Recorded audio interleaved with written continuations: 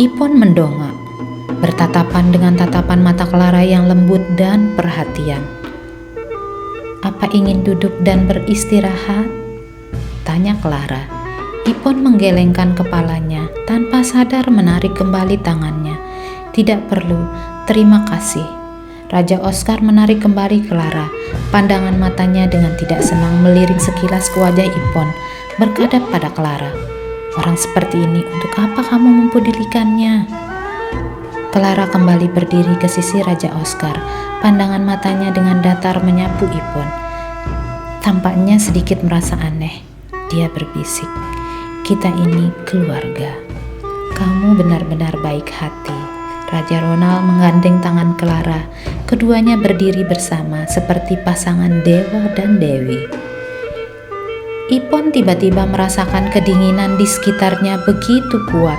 Aura dingin ini berasal dari Ronald. Orang yang dicintainya berdiri di sebelah pria lain. Bagaimana mungkin dia tidak sedih dan marah, pikir Ipon.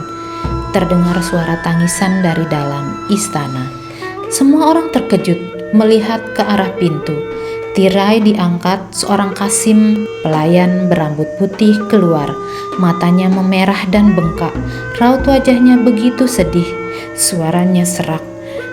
"Kaisar memerintahkan, meminta semua putri, pangeran, dan para permaisuri untuk memasuki istana." Orang ini merupakan Kasim Teddy yang telah melayani Kaisar selama 45 tahun. Wajah semua orang terdiam, sedih, mengikuti Kasim Teddy masuk ke dalam. Langkah kaki begitu ringan, tapi napas mereka seakan terhenti. Ipon mengikuti di belakang Ronald, mencoba menahan rasa pusingnya. Sudah ada begitu banyak orang di dalam istana. Ibu Suri dan Kaisar duduk di samping ranjang. Sang ratu juga berada di samping saudara-saudara paduka Kaisar. Sebelumnya yang disebut sebagai para pangeran ini juga sudah kembali ke sini. Mereka sudah memasuki istana kemarin dan terus berjaga di dalam sini. Hampir semua tabib kerajaan di istana datang kemari, berdiri berjajar dalam 2 baris. Raut wajah mereka tampak serius. Ipon melihat diam-diam. Dia melihat tirai emas itu sudah digulung naik. Di rancang cendana besar itu terbaring seorang pria tua dengan wajah yang pucat. Bantalnya disusun dengan sangat tinggi. Dia membuka mulut untuk bernapas. Mulutnya seakan menyerupai lubang hitam. Rongga matanya sangat dalam. Tangisan itu berasal dari sang ibu Suri. Dia duduk di tepi ranjang, mengenakan gaun longgar, oker, tampak begitu kurus. Dia menyeka air matanya dengan sapu tangannya. Meskipun dia berusaha menekannya, tapi tetap saja pada akhirnya dia menangis. Melihat semua orang sudah masuk, dia mendongak. Air matanya tidak berhenti mengalir. Dengan tercekat berkata, "Semuanya berlutut, antar paduka kaisar kalian." Semua orang berlutut. Ipon juga ikut berlutut. Seekor anak anjing memasuki istana dari luar, menggonggong dan naik ke atas ranjang paduka kaisar sebelumnya. Tidak ada yang menghentikannya. Sejak paduka kaisar merawat anak anjing itu, dia menganggapnya bagai bayi kesayangannya. Ketika dia melihatnya, dia akan merasa senang. Anak anjing itu pernah mencoba berlari selama 2 atau 3 hari dan tidak pulang. Paduka kaisar juga tidak mau makan selama 2 atau 3 hari itu. Paduka kaisar melihat anak anjing itu.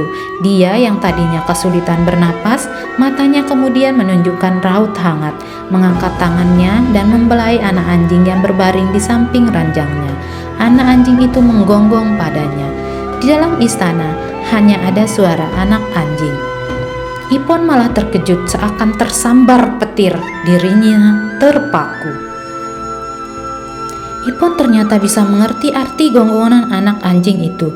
Anak anjing itu sedang bersedih karena tuannya yang akan pergi meninggalkannya. Sejak kapan dia memiliki kemampuan ini? Dia bisa mengerti bahasa anjing. Paduka kaisar membelai anak anjing itu dengan gemetar, lalu perlahan-lahan menoleh ke arah kaisar. Meskipun dia tidak bisa berbicara, tapi ada makna di pandangan matanya. Kaisar Mikhail mengerti maksud paduka kaisar, bergegas berkata, Ayah, tenang saja, aku akan memperlakukan Lucky dengan baik. Paduka Kaisar tersenyum puas, pandangan matanya menatap lembut pada Lucky. Napasnya jauh lebih teratur dari sebelumnya. Ibu Suri tercekat berkata, Paduka Kaisar, anak dan cucu-cucumu sudah ada di sini. Apa kamu tidak ingin melihatnya?